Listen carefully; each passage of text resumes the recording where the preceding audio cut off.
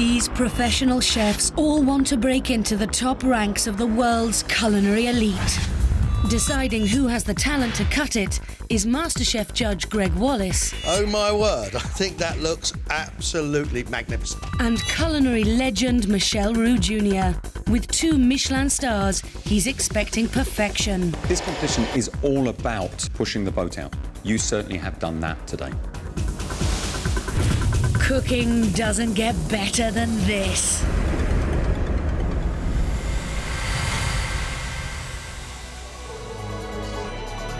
It's the finals. Steve, Maranne, Daniel, congratulations, you're in the final.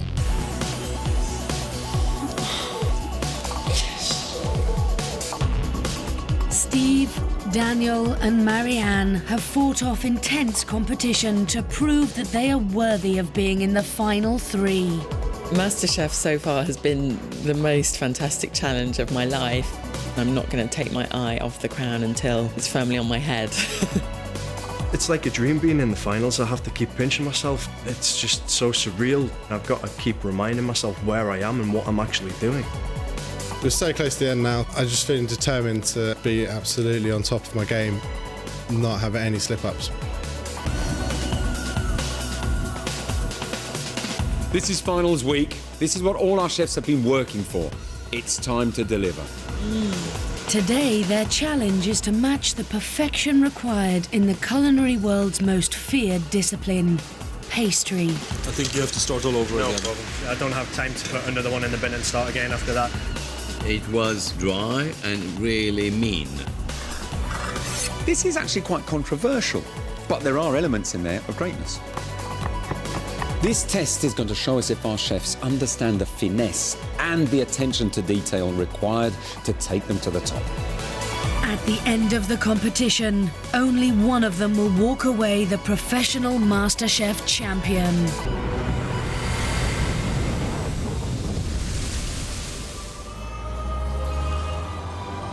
Tucked away in the heart of London's Mayfair is Sketch. The brainchild of culinary fantasist and Michelin genius Pierre Gagnère, and the world's only Michelin-starred restaurant to serve high tea. Over £12 million were spent on lavishly refurbishing the building, which houses 2 restaurants, a bar, an art gallery, and a patisserie cafe. Bill Clinton, Prince Andrew and Kate Moss have all eaten here. To match the A-list clientele and opulent surroundings, every dish that leaves the kitchen has to be a work of art. It is this level of excellence that the chefs will have to achieve today, cooking a Michelin starred level high tea. Nothing less than perfection will do, because they will be cooking for 3 of the world's greatest pastry chefs, including master pâtissier and one of the godfathers of modern cuisine in Britain, Michelle Rue. Overseeing them is head chef Roel Lintemans. Our standards are very high. You have to be up to our expectations. That's the basic rule for today. An apprenticeship in the pastry section is often considered to be a prerequisite to becoming a great chef. Pastry is an exact science and requires a relentless attention to detail. But it's also an area where a chef can show creative genius.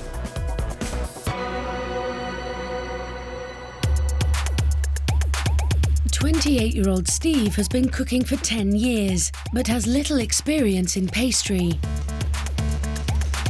I don't feel I'm really weak at desserts, but they're not at the level of my normal cooking, and to be honest, I want to be an all-round chef. At points in the competition, Steve has shown exceptional flair. Wow, that's really out there. I mean, that is truly creative. I think that's a highly accomplished plate of food. The subtlety in this is fantastic. It's a good dish. It is good, very good. But his desserts have sometimes failed to show the same level of skill. Your creme caramel hasn't got the silky smooth texture that I'm looking for. Not quite there. Most worrying thing about this challenge for me probably is messing it all up, to be honest. There's so many things that can go wrong. A couple of grams out and you've ruined a recipe, so there's no room for error, really. I think from now on until the end of the competition, we've got to go for perfection. I don't think anything less than perfection isn't going to be good enough for these judges. 27-year-old Daniel hasn't been cooking quite as long as the other two competitors, but has shown the potential to be a great chef. This is definitely what I would expect to see in a Michelin-starred establishment. It's subtle, it's clever, it's absolutely lovely. Happiest man in the world at the minute, yeah.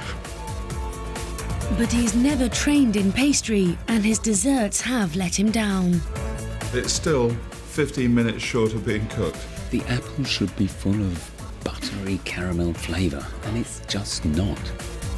Patisserie is not a strong point of mine, and honestly it's not even an average point of mine. And to find out I'm cooking for the likes of Michelle Rue, it's very nerve-wracking, very scary.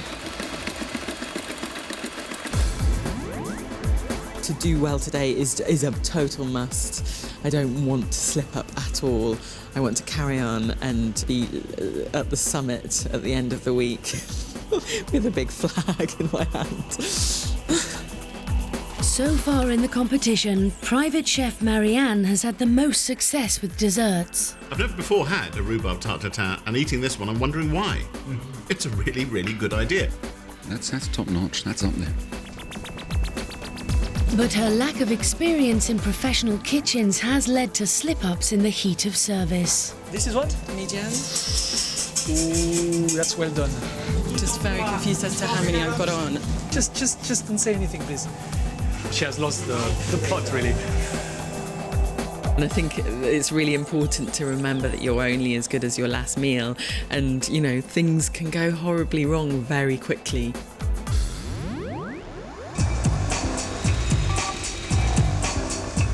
Today, each chef will have 6 hours to make a high tea consisting of a sandwich, a patisserie item, and a sketch signature cake.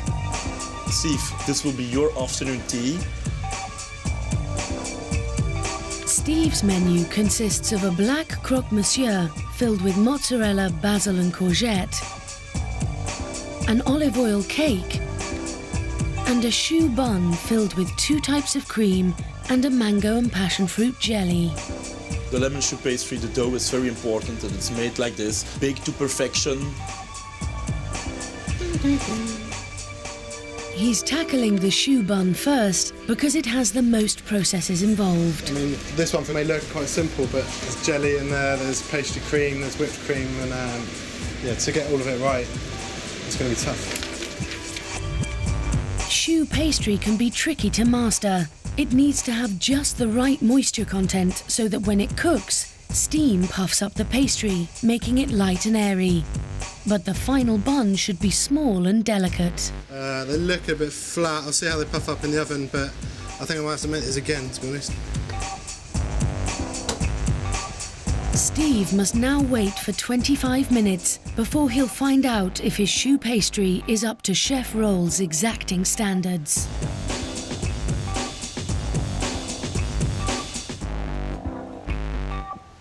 The piping has gone wrong and they're a bit too large. Steve's shoes on our afternoon tea stand would be not nice at all, so I think he should start all over again. Hopefully the second batch will be okay. So if they don't turn out okay and have to make another mix, then it could be very much in the weeds. Daniel's high tea menu is a salmon sandwich, a rose macaroon, and a financier au chocolat, which is a warm chocolate and almond cake. First, he's tackling the complex rose macaroons. Never tried them before, never made them before, and I know it is a delicacy in the patisserie world. To get the macaroon right today is going to be my main aim. First, he has to make an almond paste, and then an Italian meringue mix, which requires heating sugar water to precisely 121 degrees Fahrenheit. It's about 6 degrees away at the minute. The two are then added together. The final mix has to be accurately judged to ensure that the biscuit has the perfect texture. And he must also pipe the mix into identical circles. Must be quite an artist technique to try and get exactly the same size. Hopefully, out of the million I've got on the tray, I might get 3 good ones. Swear to God. Fingers crossed. Maranne's high tea menu is a toasted Mediterranean sandwich, a strawberry and panna cotta dessert with saffron jelly, and a French classic Merliton apricot cake. The hardest part for you will be the strawberries in a glass. She's starting on the strawberry dessert, which consists of a layer of reduced strawberry marmalade, then a layer of vanilla panna cotta, topped with a delicate saffron jelly with peppered strawberries. Oh wow, that's so delicious. But Chef Roux has spotted a problem. Did you make the strawberry reduction to put in your panna cotta mixture? No, I thought it was reduced already, Chef. You see, you have less color than we have, and it will be less tasty than what we are serving. It looked really reduced. That's silly of me. Okay, I'll do it again. Maranne hasn't reduced the bottom layer of her strawberry dessert, so she has to start all over again. Raoul said it'll still be lovely, but just not quite as punchy as they'd normally serve it. So, obviously, 1 Mishan star, we're going for perfection.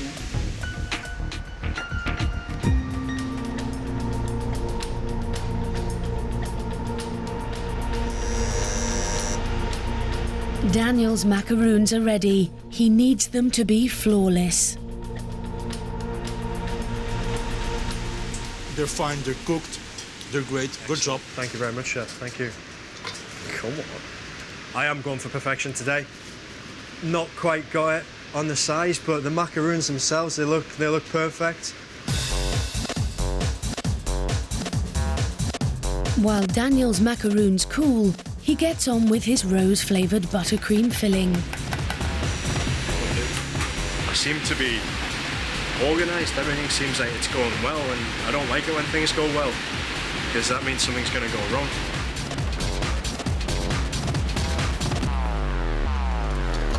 I've got a slight problem. My creme beurre. It's almost gone like scrambled eggs. I think you have to start all over again. No problem. I don't want to put another one in the bin. I don't have time to put another one in the bin and start again after that. So this time it's going to have to be perfect. Buttercream take 2. In less than 2 hours, the great pastry chefs will arrive. For Steve, it's the moment of truth for his second attempt at the choux buns. They're not what we would serve. Get another batch on, so I want them to be perfect. The pressure is now on for Steve. If his third batch fails, he won't have time to make more. Let's try it again. Oh. You guys wrong, we're going home.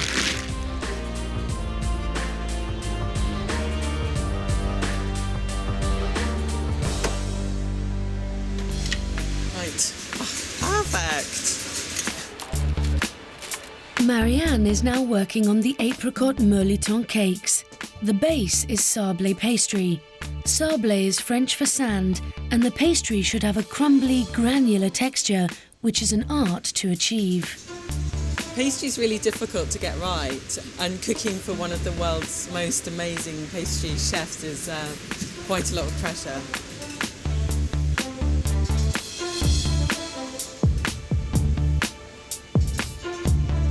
Want to make everything look absolutely identically perfect.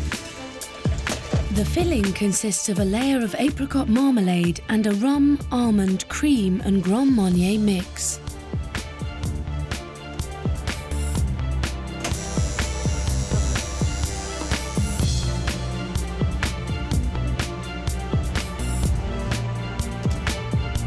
It's intimidating cooking in a Michelin star kitchen. There's no room for any imperfections whatsoever, so I'm just going to keep my eye on that. Because that looks like it needs more cooking, doesn't it? Slightly more, yeah. just a little bit runny in the middle, so I'm just giving them 2-3 more minutes.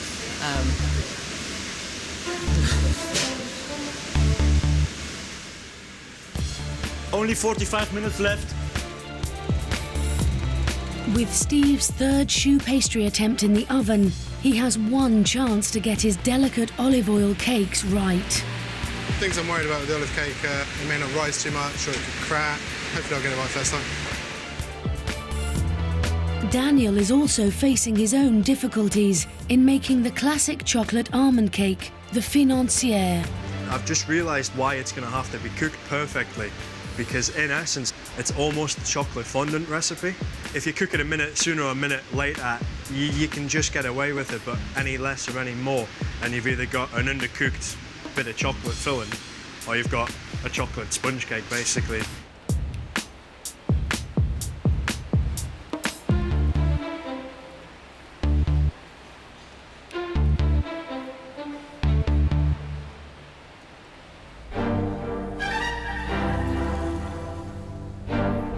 It's half an hour before service, and 3 of the world's finest pastry chefs arrive.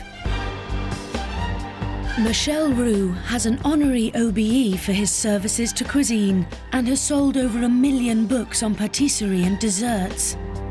Once voted with his brother Albert as the most influential chef in the world, he has trained over 800 chefs. Nothing can be done quickly in pastry, no shortcut. It's something which is extremely serious. Any chef should start by doing an apprenticeship in pastry, or then he's not a chef in my book. Simple as that. Eric Lanlar worked under Michelle Rue before starting his own patisserie business. His clientele includes Madonna, Sir Elton John and Claudia Schiffer. What will impress me today, it will be the lightness, the freshness, creativities as well, and the presentation. Michael Nadell has been working in pastry for 44 years and together with Michel is joint chairman of Pastry Chefs at the Academy of Culinary Arts. I'll be looking today for flavour and texture. There are some classical items on the menu. I'll be looking for the ingredients showing out in those particular things. 3 pâtissiers together, aren't we lucky? I know, that's going to be a nightmare.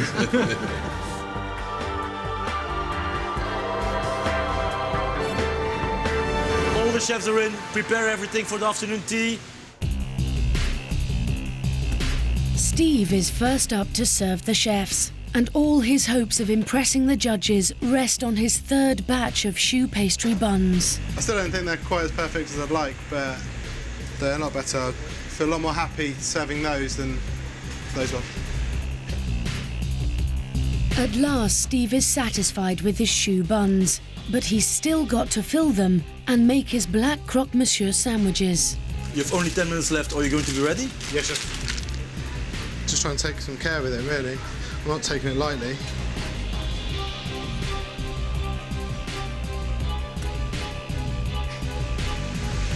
So I really don't want it to just ooze down the side.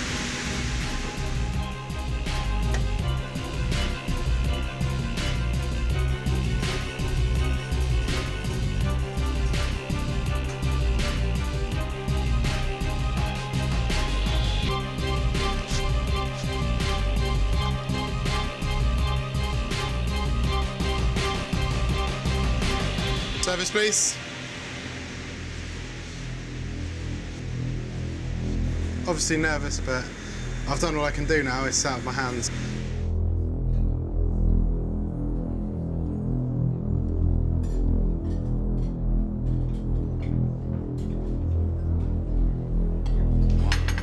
Wow, look at that. Oh, yes. Steve has made black croque monsieur sandwiches, olive oil cakes, and choux buns with lemon creme pâtissière, chantilly cream, and mango and passion fruit jelly. Here we are.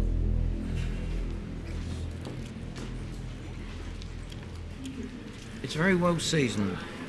Highly seasoned, I would say. A little over salty. Nice flavours, yeah.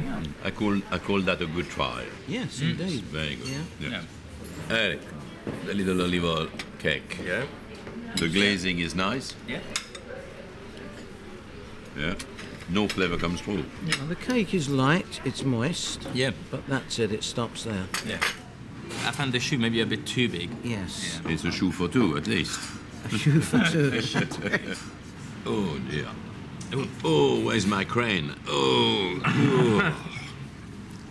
I think any proper ladies who come to have afternoon tea will feel a bit overwhelmed by that. Eric, you're absolutely right. We've got a very good choux. Yep. Texture is right. It's just too much. And it's too big. Yeah, it's too big.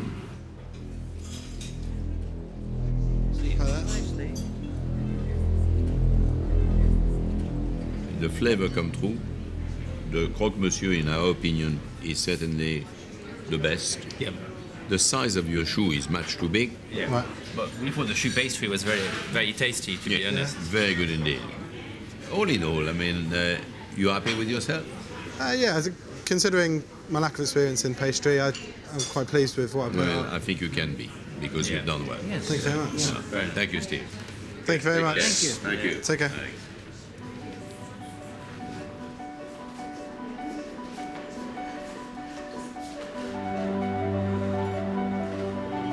I've been determined to win this competition from the off, and this now just makes me more determined. I've shown a weakness, but I've had good feedback on it and some stuff that I can take away and learn from. So I just look to eradicate those mistakes in the future, and hopefully it'll take me all the way. Next up is Maranne, who has to toast her focaccia bread and assemble the parma ham, onions, salad and crushed tomatoes just before it's served.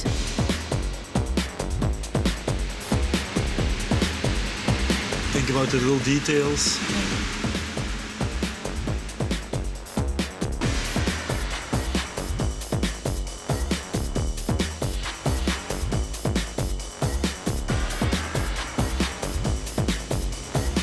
Service, please.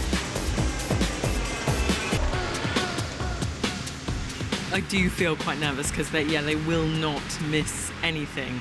I don't want there to be any room for error. This is MasterChef, so you've got to be perfect in every way.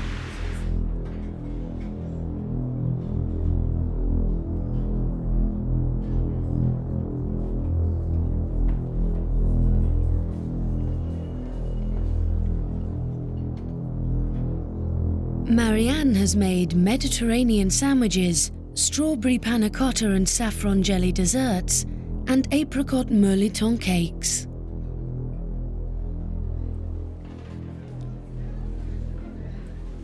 Nice though inside. I find that pleasant. Very pleasant. It is pleasant.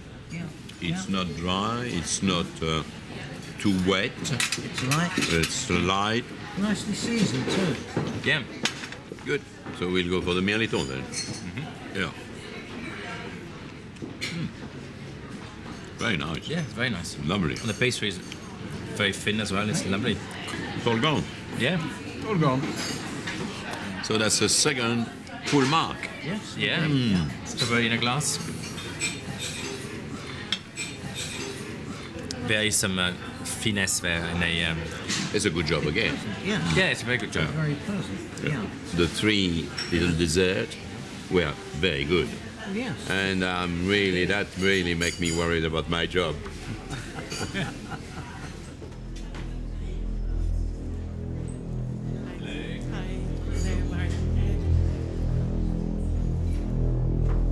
The three of us agree when the presentation-wise it was very neat. The mirliton was really, the pastry was beautiful pastry and very thin. And it was just really perfect. Have you done a lot of pastry or very little? Not a huge amount. Is it something you like? I do like it. You like pastry? Yeah. Yes, it shows. Okay. It shows.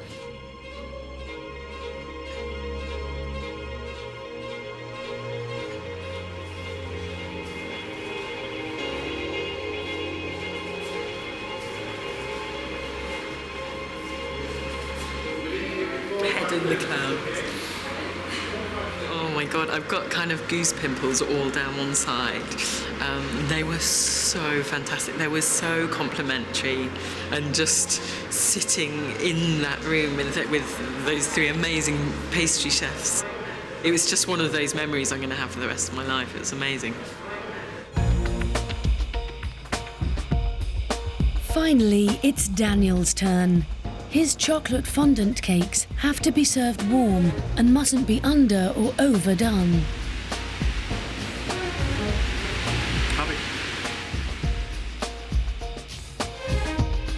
His Italian bread needs to be toasted and assembled with salmon, seaweed butter and aubergine caviar.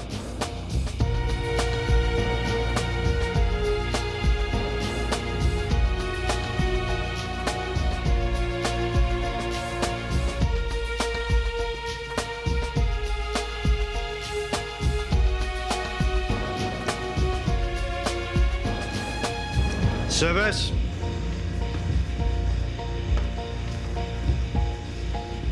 I'm really nervous now, really apprehensive. It's out of my hands now, the food's gone, so I've just got to wait and see what they're going to say.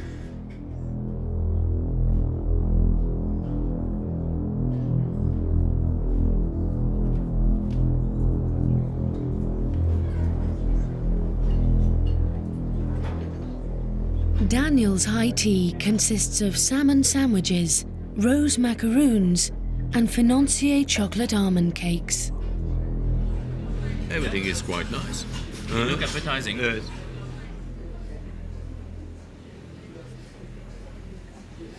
Aubergine caviar is supposed to be in it. I didn't test it. I mean, you were supposed to have some seaweed, butter in it, dill as well. So, definitely, well, the quantity of all those ingredients were lacking. Okay, hey. Gâteau au chocolat. It's very moist inside. It's very nicely cooked. Yeah. And very tasty. Yep.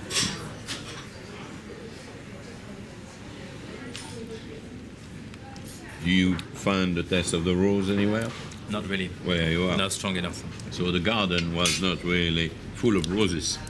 Not really. No.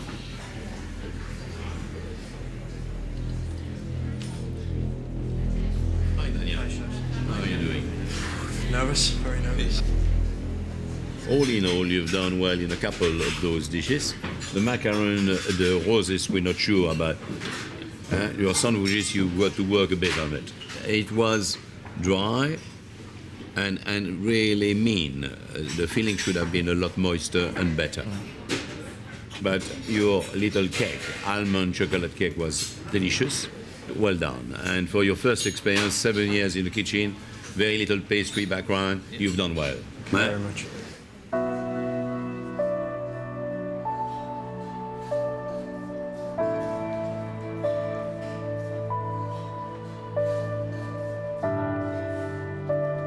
Obviously, I'm disappointed. I wanted perfection all the way. The fact I haven't got it, it's disappointing, but it's not too bad because obviously, being my first attempt at a few of those dishes, it's great to actually get good comments back on them as well.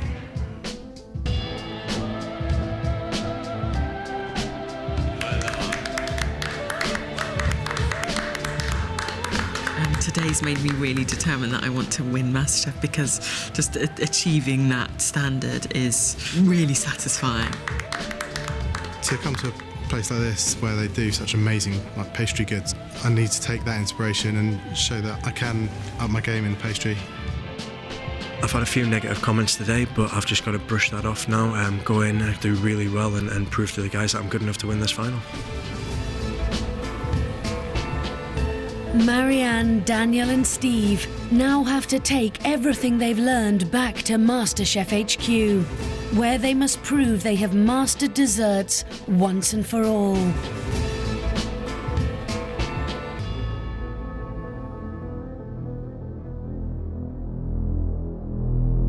To be a great chef, you have to understand the artistry and precision required in pastry and desserts. Show us that you have been inspired and that you know what a great dessert not only should taste like, but should look like. 2.5 hours you've got. Off you go.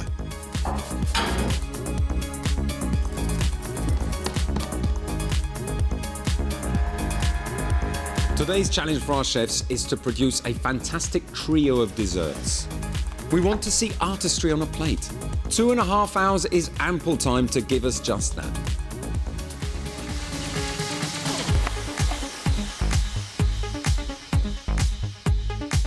Michelle Rue Jr.'s comments yesterday were just unbelievable, and they couldn't have got any better.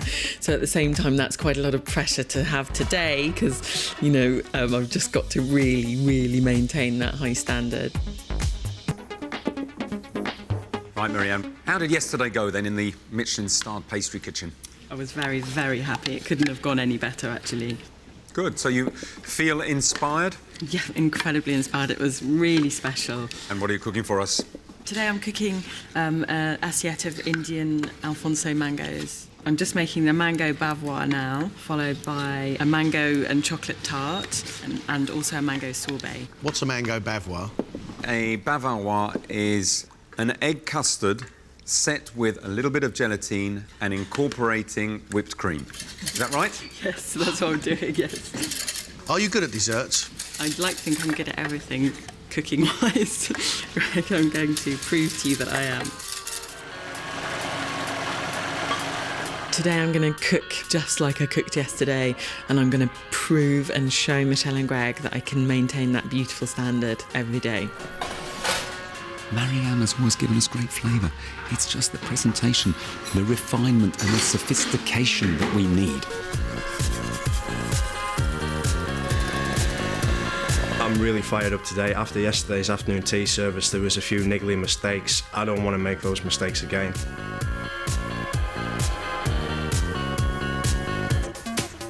OK, Daniel, what are you cooking for us? I'm doing a trio of tequila. Basically what I'm going for is what a traditional tequila slammer would be, so your tequila, lime and a little bit of salt in there as well. Are you hoping to wow the judges by getting them drunk? Yeah, definitely. No, tequila's a really strong spirit, so you don't need a lot of it. And let's just imagine for 1 minute you do actually really pull this off and do very well. What does that say about you and the rest of the MasterChef competition? It just shows that I've got what it takes to learn and progress. I think if I do well today, I think I'm going to go on and do very well in the competition. If you're good enough to get in the last three, you're good enough to win it. You know that, don't you? I know that. Yeah. That's why I can't get the smile off my face. Doing the tequila dessert today kind of shows a little bit of a softer side of me. It shows that I am a little bit stupid and I do have funny ideas at times. Although the components are safe, the dish itself is very risky, so I've just got to wait and see what happens, and hopefully my cheeky personality will come through on this dish.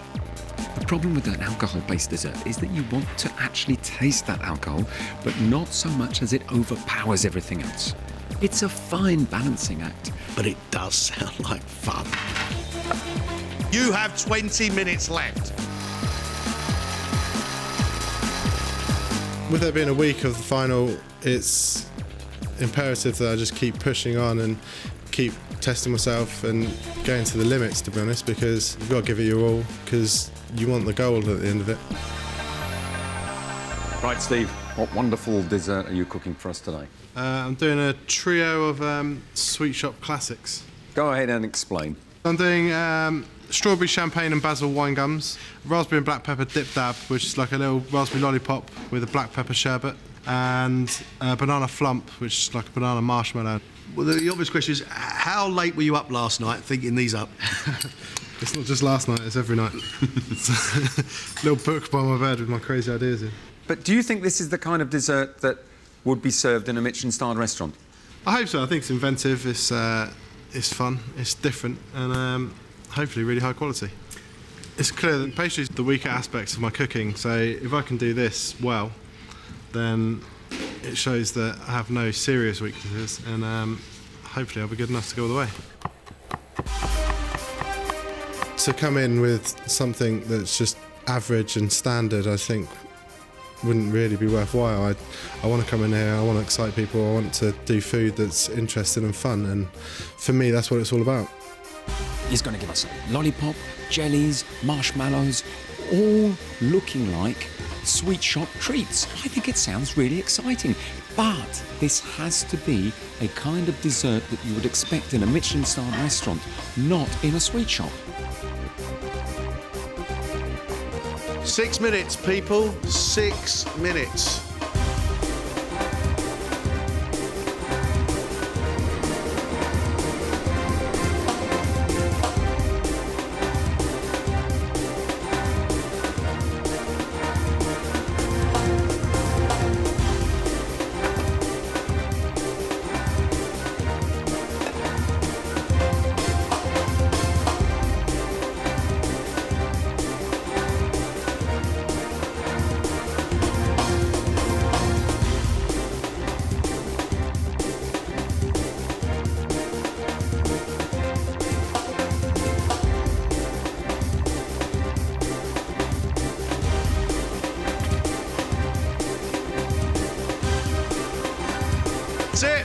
Time's up.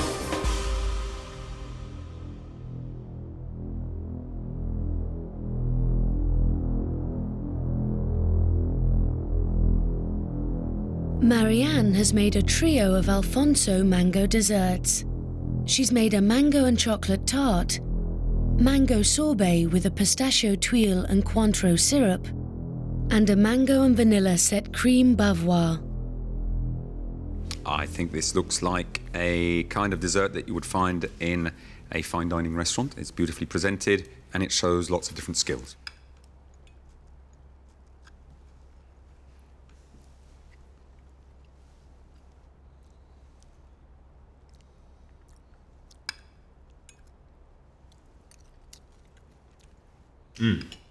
The pastry for that little tartlet is absolutely sublime.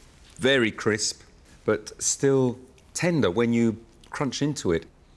The bavarois is good, the textures are good, there's not too much gelatine, it melts in the mouth. The mango sorbet is really nice, it's got a little squeeze of lime juice in there to give it the right balance. Tried and tested and classic desserts. I do feel it is a little bit safe, but it's showing a lot of skill. You've also upped your game a bit because it's beautifully presented. Thank you. Wow. Oh, my word. I think that looks absolutely magnificent.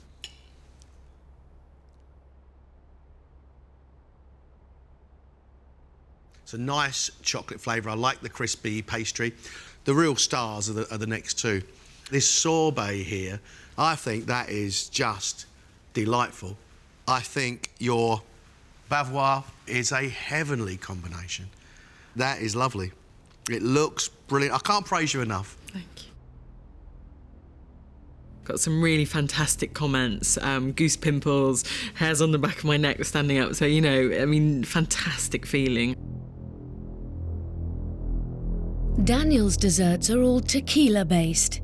He's made a tequila and lime parfait with sablé biscuits, a tequila jelly with a lime mousse, and a tequila sorbet with a pastry cage. This is a very refined way of presenting desserts. It's very clean, precise, and I like it.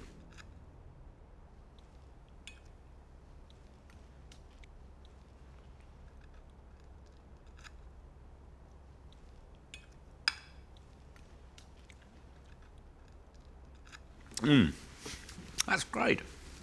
I really like your lime sorbet, especially when you get a piece of that comfy lime that's got a bit of salt on it. That really is like having a lime tequila slammer with the salt rim. It's delicious. The frozen parfait, you have achieved the perfect parfait. It is smooth, unctuous, frozen. The shot glass is fun.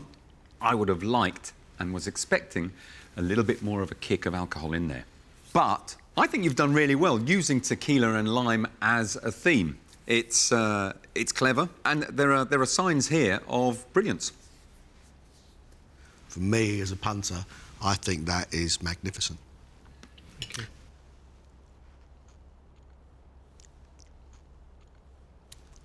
Where you hit it absolutely bang on the money is with that sorbet. You lose the tequila flavour on two of them, but you really get a great big smack, a great big whoosh of tequila with the last one. I would say you should be very proud of yourself. I would. It was really, really good to hear that they enjoyed the sorbet. I just wish that them same flavours came through in the jelly. Steve has themed his dessert on the sweets he ate as a child. He's made a raspberry lollipop with black pepper sherbet, basil and strawberry wine gums, and a banana marshmallow with a bitter chocolate sauce. This is actually quite controversial. Some people would say the paper bag is creativity gone too far.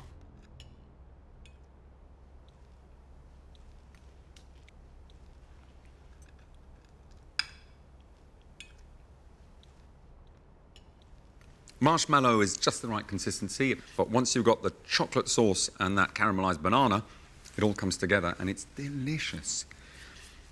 The lollipops are equally good. The sherbet dip with a bit of pepper in there is really interesting. The wine gums, the basil one is particularly nice. There are elements in there of greatness. It looks like the dessert is trying to win the Turner Prize rather than win the heart of the diner.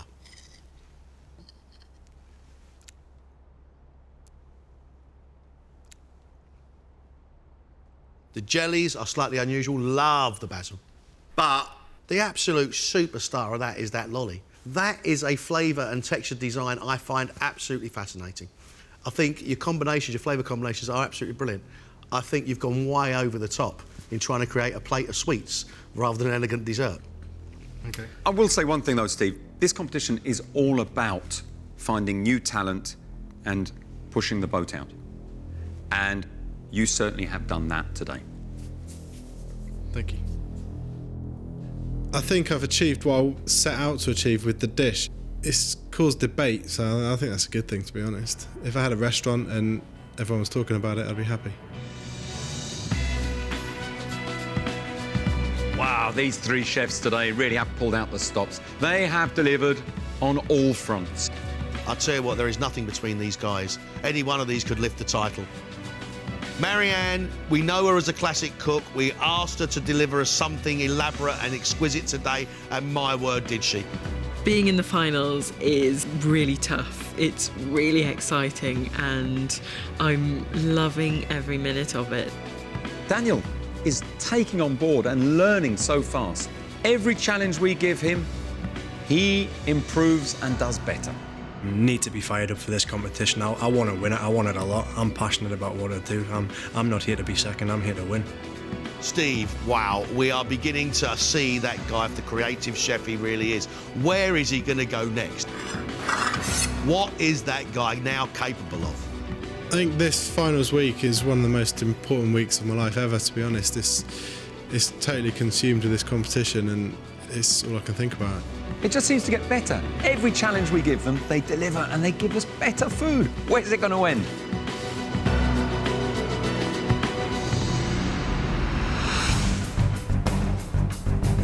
Next time, our three finalists are pushed to the limit at Chelsea Football Club. Go, go. Now is the time.